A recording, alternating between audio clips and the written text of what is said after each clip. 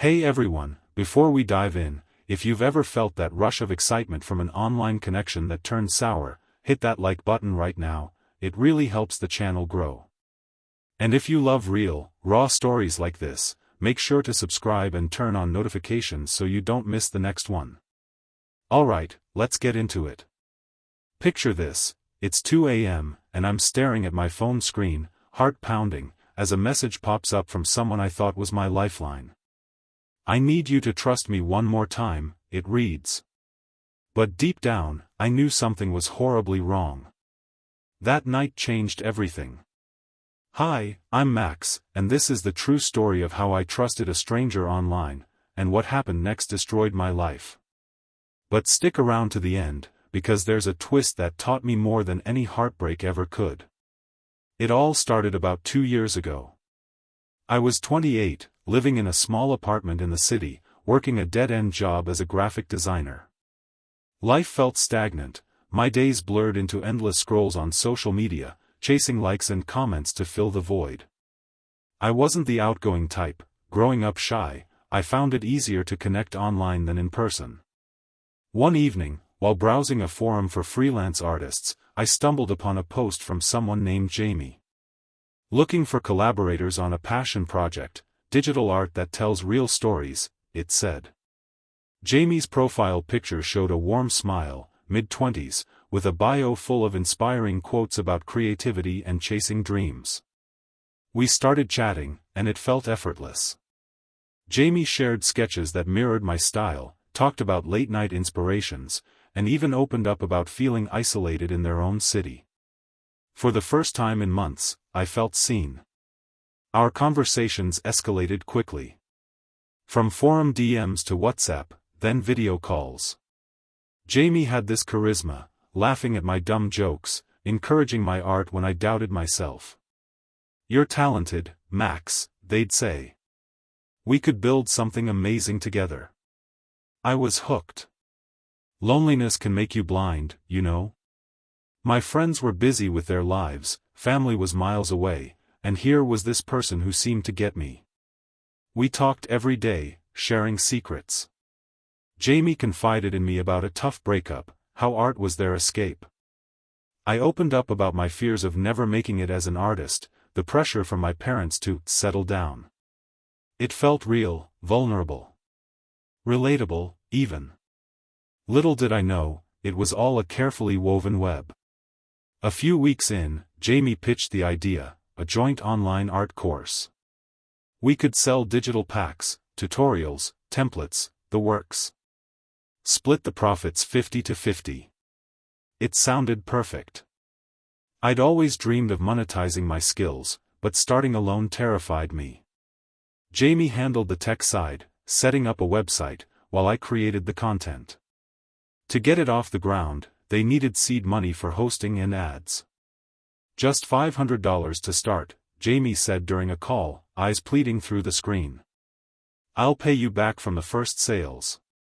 I hesitated, money was tight, but Jamie shared proof, screenshots of past successful projects, even a fake bank transfer receipt showing they'd invested their share.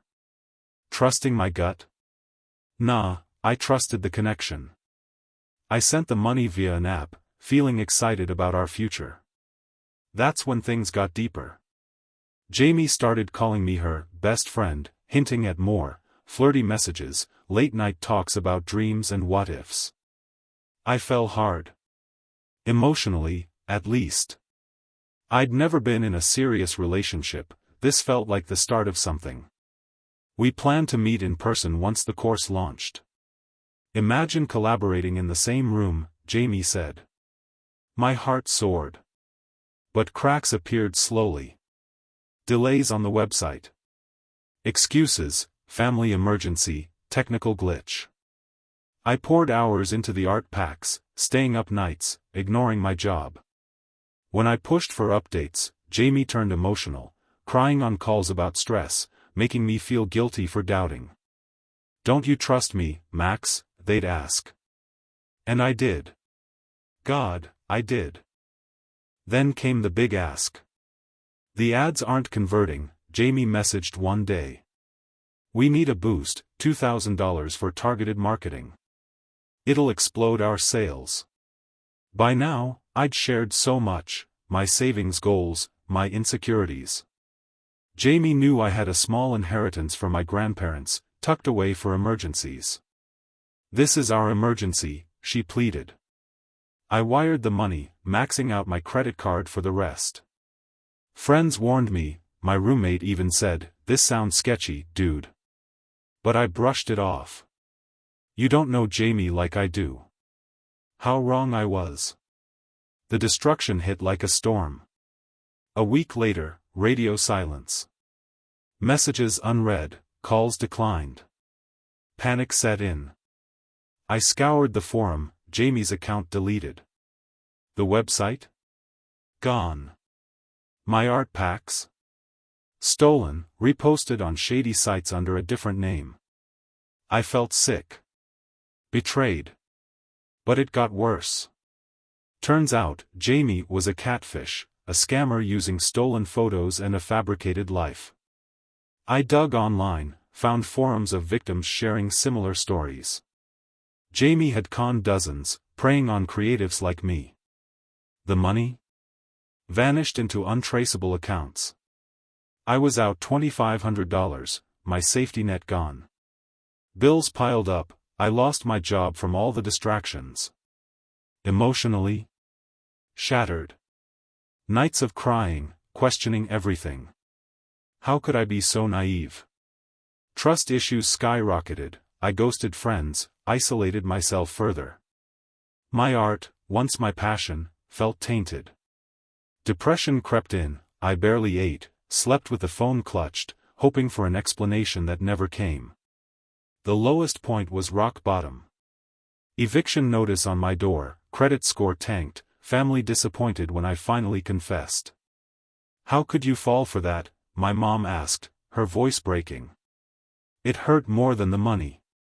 I hit therapy, free sessions through a community center, thank God. My therapist helped unpack it. Loneliness made me vulnerable, scammers exploit that. Slowly, challenges turned to resolutions. I reported the scam to authorities, though recovery was slim. Joined support groups online, ironic, right? But real ones, moderated. Shared my story anonymously at first, then openly. It connected me with others who'd been through it. One victim even helped me track down my stolen art, getting it taken down. Rebuilding took time. I freelanced odd jobs, moved back with family for a bit, humbling, but healing. Rediscovered art for myself, not profit. Started a small blog about online safety, turning pain into purpose. And guess what? I met real people, through local art meetups, not screens. One became a genuine collaborator, we launched a mini project, no money involved at first. Trust rebuilt, brick by brick. Looking back, that betrayal destroyed the old me, the naive, isolated version. But it birthed something stronger. The inspiring message? Online connections can be beautiful, but verify before you trust. Protect your heart and wallet. Talk to real people in your life, don't let loneliness drive decisions. If my story resonates, remember, you're not alone, and recovery is possible. Rise from the ashes, I've seen it. If this hit home, smash that like button, it means the world. And subscribe for more true stories that might just save you from the same fate. Thanks for watching, stay safe out there.